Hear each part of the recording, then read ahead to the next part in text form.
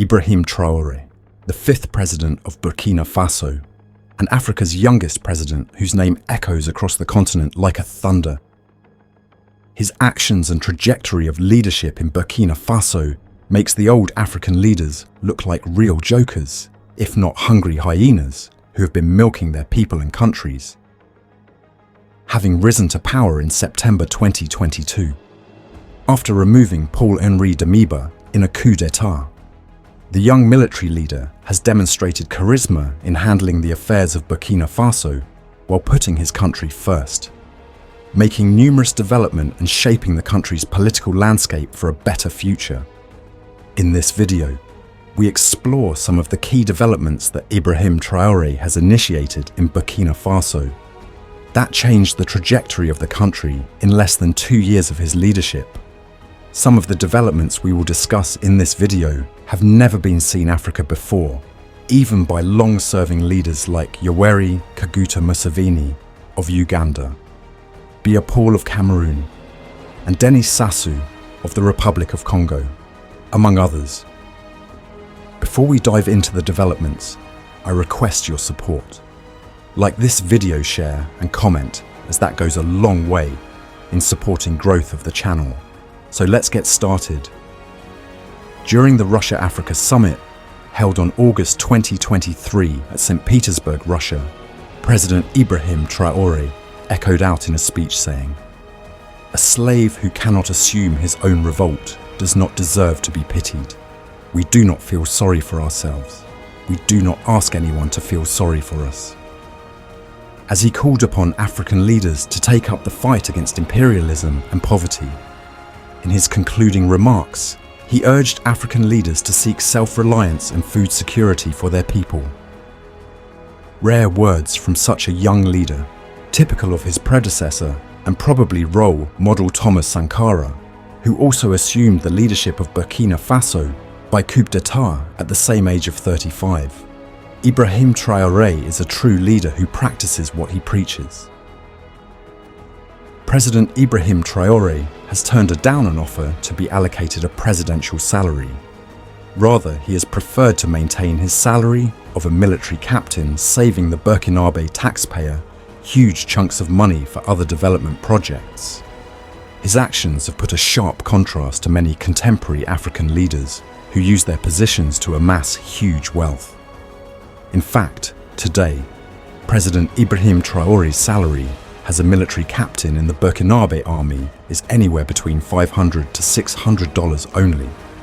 Of the 54 African countries, he does not even score 53 richest president in Africa compared to his counterparts like President Yoweri Kaguta Museveni of Uganda with an estimated net worth of $13 billion, Teodoro Obiang of Equatorial Guinea, estimated at $600 million, Rwanda's Paul Kagame, estimated at $510 million, and Kenya's William Ruto, estimated at $480 million. Ibrahim Traore's net worth is way below $1 million. What a miracle for an African-serving president. Unlike many African leaders who are identical with luxurious lifestyles, ranging from lengthy luxurious presidential motorcades to presidential jets and bungalows, Ibrahim prefers simplicity and travels in a simple double-cabin pickup in the company of his soldiers, showing a sharp contrast between what true leadership should be vis-a-vis what contemporary Africa counterparts have been doing for decades. While countries like Uganda allocate 6 billion shilling annually to the acquisition of presidential attire, Ibrahim prefers his military uniform that he wore even during the Russia-Africa Summit back in 2023. President Ibrahim Traore adapts a unique approach to leadership that was used by Uganda's former dictator Idi Amin Dada.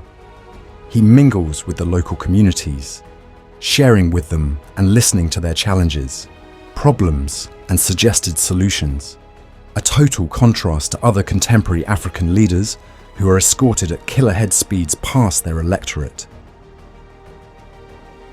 This way, Ibrahim has been able to intervene in the crucial points of the economy, security, and political developments that the Burkinabe communities have long yearned for.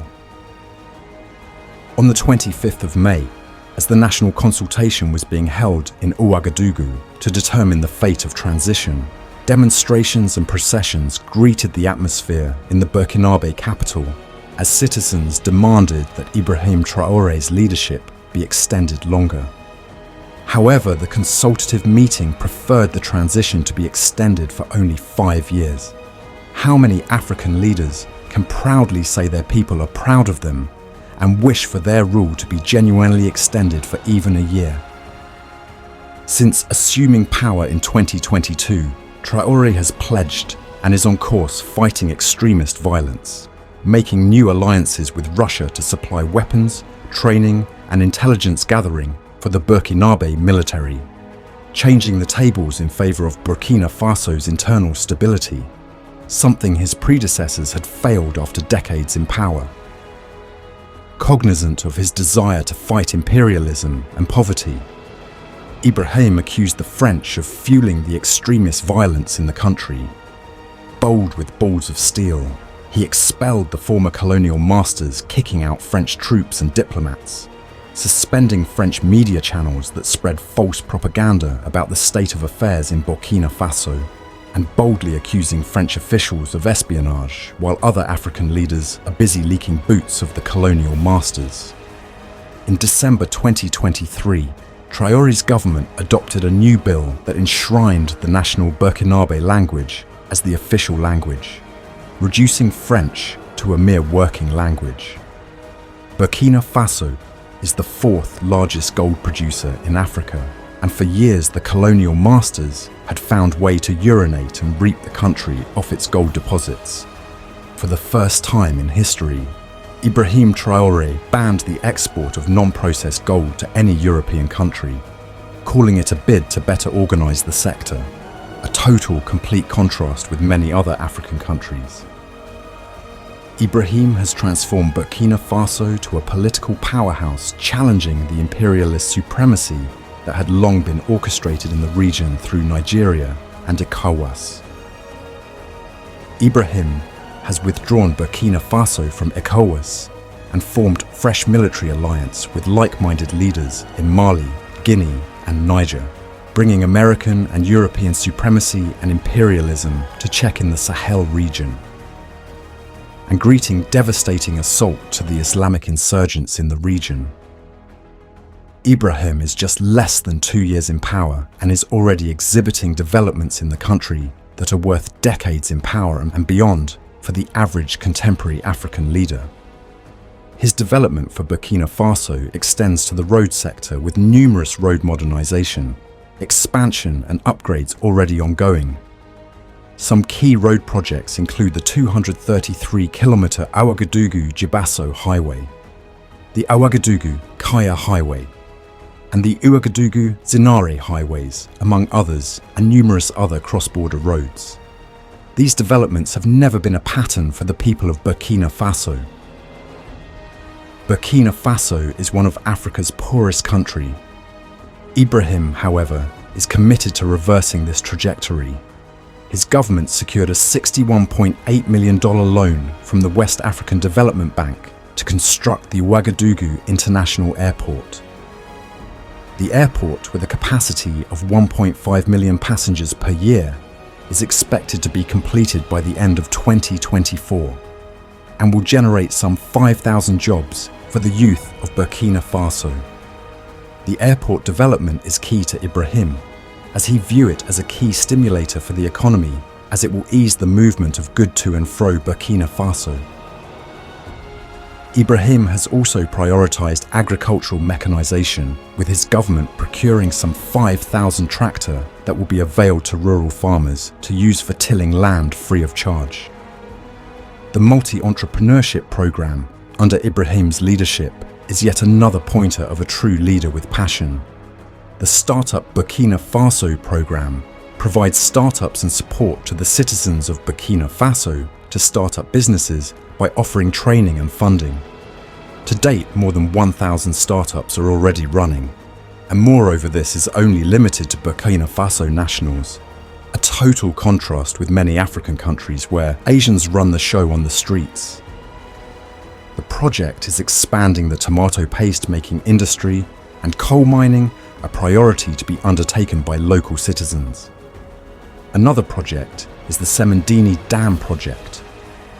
When Ibrahim assumed power in 2022, the dam was 70% complete. He has, however, hinted the completion of the dam is a priority and allocated extra resources to the project. He has also instructed the construction workers to double up speeds.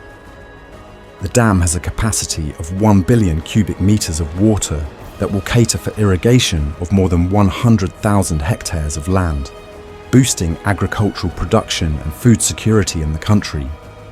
The dam will also produce electricity and reduce Burkina Faso's reliance on imported electricity, hence boosting industrial development and create jobs for the local populations.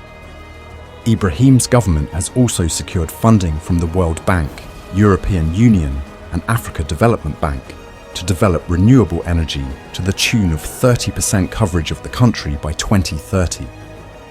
So far, the Zuli solar power plant, generating up to 33 megawatts, was completed successfully. The country is also massively investing in biomass and biogas projects that use agricultural waste to generate energy. This is planned to reduce reliance on fossil fuels and mitigate climate change to foster economic growth. In Burkina Faso, the highest numbers of child mortality is connected to waterborne diseases. His government has launched the Water for All programme. The programme aims to provide clean, safe water to all citizens of Burkina Faso by 2030, through improvement of water management, construction of new wells and boreholes, and rehabilitation of the existing wells and boreholes. As part of the project, the government is undertaking construction of sanitation facilities, including public toilets, to curb the spread of sanitation-related illnesses. Ibrahim is prioritising agricultural and rural development projects to improve food security and provide jobs in the agricultural sector by providing quality seeds and fertilisers, training and technical assistance, improvement of marketing of agricultural produce, and construction of irrigation schemes to allow all year through farming. What else can someone ask from a 36-year-old leader who has been in power for just less than 2 years? Well, maybe the old mongoose must be ashamed of themselves, but should at least learn a thing or two from Ibrahim. No offence, the Bantu tribe in Africa have a saying that goes, "Even the one you gave birth to can play the drum, and you dance." Thanks for watching, and remember to subscribe, share the video, like, and comment telling us which African president has delivered these enormous amounts of developments in 2 years in their countries.